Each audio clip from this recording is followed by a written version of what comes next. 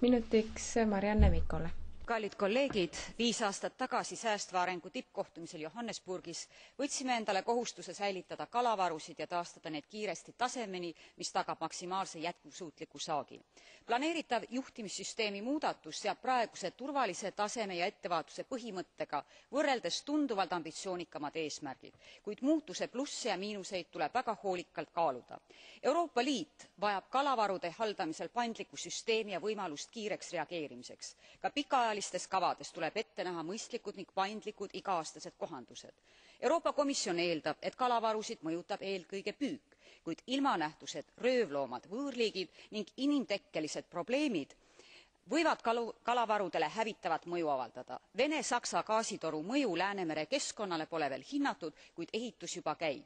Mind tegi väga murelikuks Läänemeres hiljuti avastatud kärgmeduus, sest see Ameerikast pärinev liik laastas Musta mere kalavarud 80ndatel aastatel praktiliselt olematuks ja teeb praegu hävitustööd Kaspia meres. Ta on aastaga levinud Rootsi rannikult Läänemere keskossa. Me ei tohi käed rüpes oodata, kuni ka Läänemere kalavarud hävitatakse.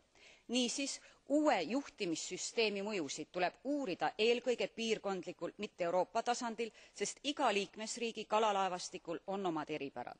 Tulevikku vaatava kalanduspoliitika elluviimiseks on äärmiselt oluline aruteludesse kaasata piirkondlikud nõuandekogud.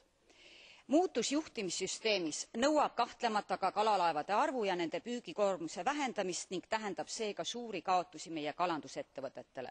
Euroopa Kalandusfondil ei ole ilmselgelt piisavalt vahendeid nii suurte kaotustega toimetulemiseks.